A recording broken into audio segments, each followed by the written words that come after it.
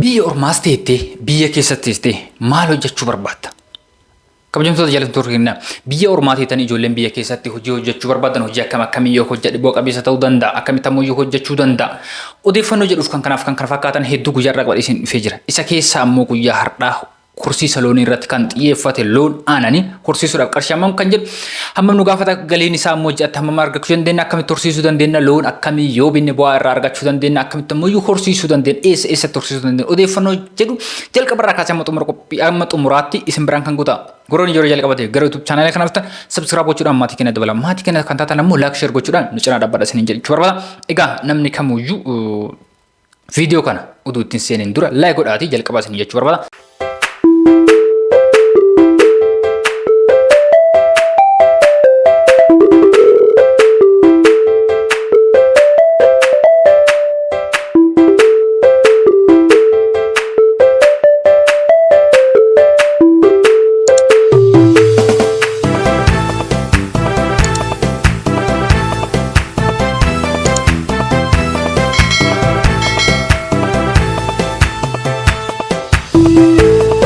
Egaa kan jirtu jaalatamtoota hordoftoota keenya akkuma jalqaba irratti isinii kaase horsiisa loonii irratti kan xiyyeeffate odeeffannoo gabaabaa tokko qabadhee isinii dhufee jira gaafii keessan irratti hundaa'uudhaan jechaadha. Kanaaf odeeffannoo kana kan fakkaata hedduu isaa kana dura isin biraan ga'an turuun kiyyan yaadatama. Ammas hundi irratti hundaa'uudhaan gaafii keessan irratti hundaa'uudhaan waan barnoota isinii ta'u akkasumas immoo bu'aa qabeessa hin taasisu qabadhee isinii dhufee jira. Kanaaf horsiisa loonii keessa loon aananii akkamitti horsiisuu dandeenya? Qarshii hammam nu gaafata? Bu'aan isaa immoo maal fakkaata? Kan jedhu tokko isaa isin biraan gaha. Kanaaf loon aananii horsiisuun duratti qarshii inni nu gaafatuun duratti galii isarraa argannuun duratti jalqaba wanti nu barbaachisu kenna loon kana ni binna yoo ta'e irra caalaan namaa ni bita. Loon binnu kan akkamitti bituu dandeenya? Maal irratti hundoofne bituu dandeenya? Maal isaa laallee bituu dandeenya? Kan jedhu isinii kaasaa fakkeenyaaf loon hin binna yoo ta'e loon aananii hin binna yoo ta'e tokko baay'ina kana dura inni dhale irratti hormaata isaa irratti kana dura meeqa dhale fakkeenyaaf irra caalatti sadii fi achii gadi kan dhale yoo ta'e baay'ee tokko filatamaadha. Akkuma umriin isaa achi deemuun aananis qannasaa hir'isaa deema. Akkasumas ammoo deebifnee gurguruudhaaf yeroon isaa irraa deema. Gaafa dulloome deebifnee gurgurra yoo ta'e namni nurraa bitu jiraachuu dhabuu danda'a. Jechuun amala loon irratti adaduma dhalaa achi deemuun hir'ataa deemu. Fakkeenyaaf waatiin inni jalqaba irratti dhalama sadaffaa irratti fi shanaffaa jaffaa irratti dhalu garaagarummaa qabaata. Namnis kana irratti hundaa'e gara fuulduraa namni isin irraa bitu jiraachuu dhabuu danda'a waan ta'eef sadii yoo guddatee fi achii gadi yoo ta'e irra bayeessaa kanas laaluu qabdan isin jechuu barbaada. Irra caalatti ammoo kan dhalles yoo ta'e kan dhalatti dhiyaate fakkeenyaaf garaadhaan rimaa yoo qabaate lammaffaa ammoo kan ilmamu yoo ta'e kanneen laalle yoo binne baay'ee tokko bu'aa qabeessa. Fakkeenyaaf horii tokko yoo hin binne ta'e kan dhaluudhaaf ganaa turu yoo ta'e hamma gaafa inni dhaluutitti akkanumaan baasiitti baafna bu'aan irraa argannu tokko iyyuu hin jiru. Kanaaf ammoo bu'aa qabeessa ta'uu dhabuu dandeenya gama kanaan. Kenna inni ganaa fuudhaa ergasii booda ammoo tuyyuu ji'a 9 booda akkas jechuun turaa dhaluudhaaf hin tura hammasitti ammoo baasiidhaaf nu saaxiluu danda'a. Kanaaf kan dhaluudhaaf dhiyaate yookaan ammoo kan dhalee of jalaa qabu yookaan ammoo kana dura dhalee kan jiru. Akkasoo ta'e fakkeenyaaf loon tokko karima hin qabannetu jira. Tarii sii qabachuu dhabee fas rakkisuu danda'a. Anyway hojii waaqaas ta'u murteessaadha.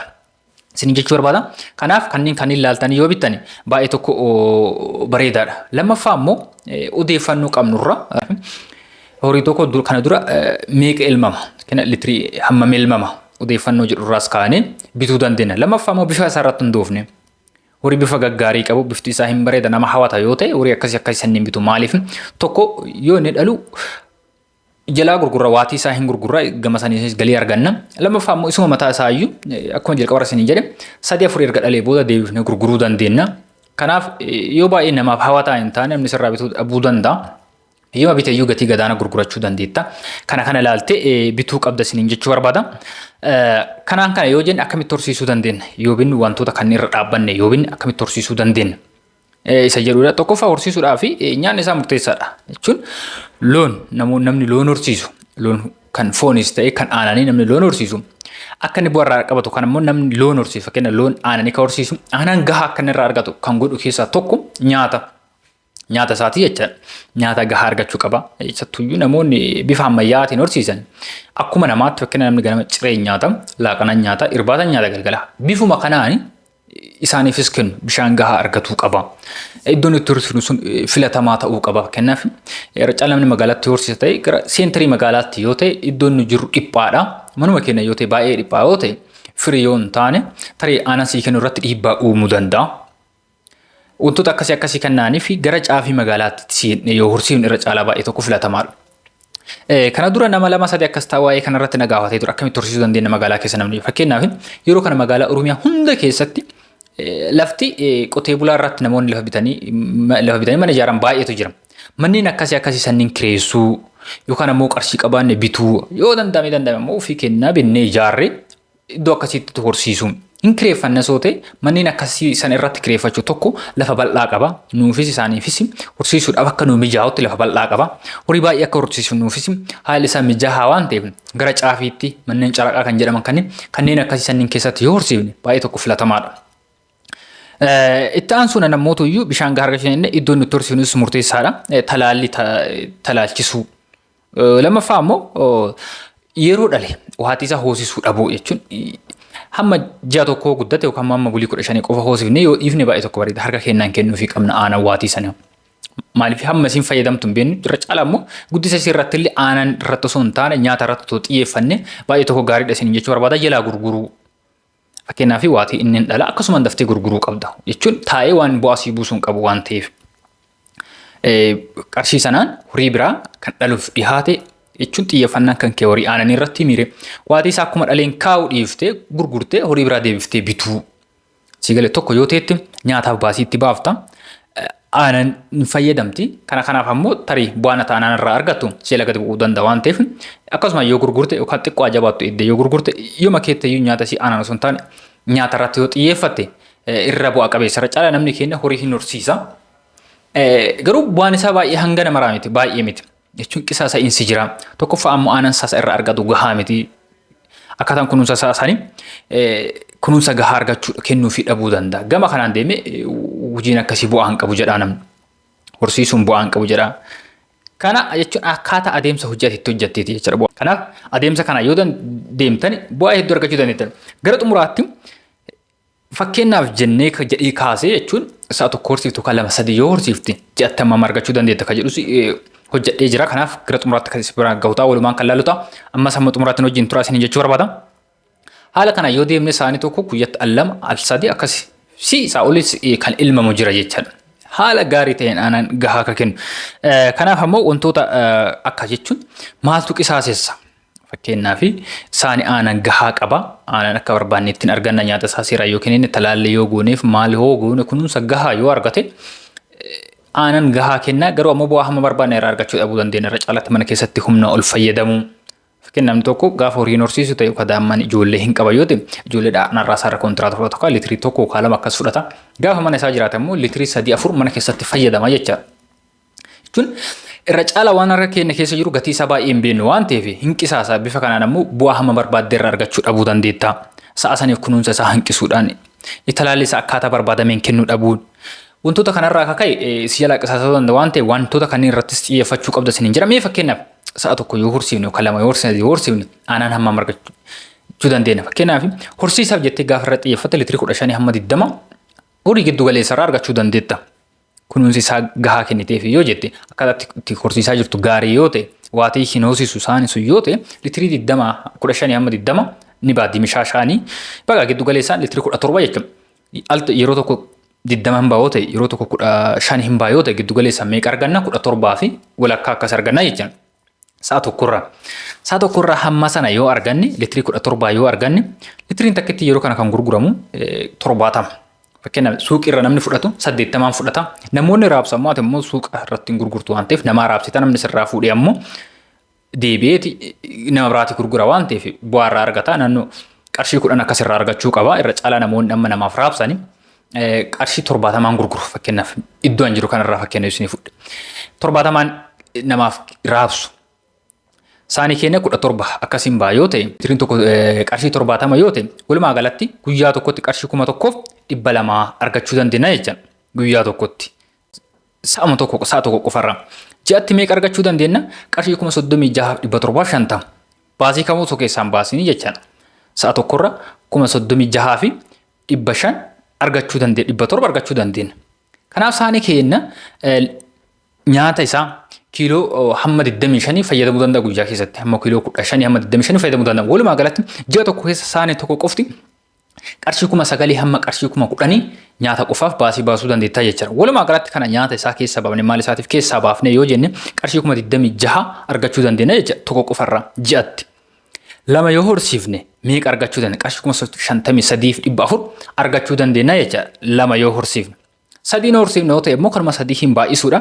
Qarshii 80,000 baasii nu barbaachisu kamuu keessaa baafne qarshii 80,000 loon sadii yoo horsiifne haluma salphaan argachuu dandeenya jechuudha. Akkaataan isin jedhe kanaan yoo horsiiftan. Kanaaf odeeffannoon kun kana fakkaata. Kanaaf horsiisuudhaaf sa'a tokko bituuf yookaan sa'a lama horsiisuuf sadii horsiisuuf qarshii hammam nu gaafata jechuun namni tokko akkuma viidiyoo ji'a tokko moo ji'a lama dura isin biraan ga'e turatti namni tokko gara biizinesiitti osoo hin seenuun dura maal isa barbaachisa kan jedhu keessaa tokko baajata qarshii hojii kan ittiin seenuudha jechaadha. Kanaaf namni tokko loon tokko bituu barbaadu yookaan immoo sa'a tokko bituu barbaade qarshii 200 hamma 250 horii gaariidha jedhame bituu danda'a. Baay'ee gaariidha kan jedhu 200-250tiin bituu danda'a. Tokko isaa yoo bite qarshii meeqa baasa lama isaa yoo bite meeqa baasa qarshii 400 hamma qarshii 500tiin bituu danda'a jechuudha. Lama isaa yoo bite 400 yoo atta guddate 500 bituu danda'a. Sadii yoo ta'e immoo qarshii 600 hamma qarshii 750tiin bituu ni danda'a jechuudha. Sadii isaa yoo barbaada. Erga binnee mana isaa ijaaruun jira yeroo jalqabaa akkuma binneen aannan argachuu dhabuu dandeenya waan ta'eef nyaata isaa hin qopheessinaa. Al takkaan baay'ifnee tarii galchuu dandeenya. Walumaa galatti qarshii 1,150 baasii biraatiif nu barbaachisuu danda'a mana isaa ijaaruu ta'an jechuun waan guddaadha miti. Yookaan akkasumatti ijaarree jala isaaf gubbaa isaas qorqorroo goone yookaan waan biraa goone waanuma salphaa ta'een yoo ijaarre qarshii 1,150 nyaata isaa dabalatee hamma gaafa inni aannan nu kennuutti qarshii hamma kana nu gaafachuu danda'a jechuudha. Kan ittiin binnu ta'ee nyaata isaatiif akkasumas ijaarsa mana isaa qopheessuudhaaf dallaa isaa qopheessuudhaaf kan nu barbaachisu walii galatti sa'a lama yoo ta'e qarshii 500 hamma qarshii 650 nu gaafachuu danda'a. Namni loon lama horsiisuu barbaadu. Namni loon sadii horsiisuu barbaadu 700 hamma 800 yoo guddate 850 yoo qopheessite loon sadii horsiisuuf akka barbaaddetti jalqaba harkaa hamma xumuraatti sii gaha jechaadha. Hamma gaafa inni aannan sii kennu qofatti baasii baafta malee gaafa inni aannan sii kennu jalqabeerra isuma keessaa harka sadii keessa harka tokko yoo inni fayyadame harka lamaa fayyadamuu dandeenya jechuudha yoo atta guddate. Kanaaf haala kana yoo deemne akkata jalqabarraan isin kaase bituu irratti filannoowwan amma jalqaba isin kaasan irra dhaabbanne yoo filanne yeroo kunuunsinus akkaataa nama isin jedhe kanaa yoo kunuunsinii fi haala kana loon lama yookaan sadii horsiifne qarshii hamma kanaa ji'atti baasii isaa baafne maal goone 800 qarshii 80 argachuu dandeenya isin jechuu barbaada. Kanaaf namoonni odeeffannoo kanarratti waan gaafisanii ta'e yookaan ammoo ergaa biraa qabaata yoo jiraate koomentii irratti yookaan ammoo karaa lakkoofsa bilbilaa isin kenneen bilbiluu miseenjerii imoo telegiraamii fi waasaapii karaa barbaadan argachuu dandeettani. Hojii biraa kanaan alatti hojii biraa hojjechuu barbaadan biyya keessatti qarshii hamma gaafata akkaataa kamiin hojjechuu danda'a kan jiru odeeffannoo hubannoo fi kiyyaa qaburraa ka'ee namoota hojii kanarra hirmaatanii jiran irra gaafadhe odeeffannoo isin kan isin dhiyeessu taasisan jechuu barbaada. Odeeffannoo nama isin biraan ga'e kan hubannoo fi kiyyaa qabu irra dhaabbadhe namoota yeroo kana loon horsiisuu irratti argaman sadii ol gaafadhe odeeffannoo kana kan isin dhiyeesse loon tokko kan ammoo saani tokko hammam nyaachuu danda'a isaaf qarshii hammam baasuu dandeenya kenna loon sadii ta'e ji'atti 30,000 baasuu dandeenya.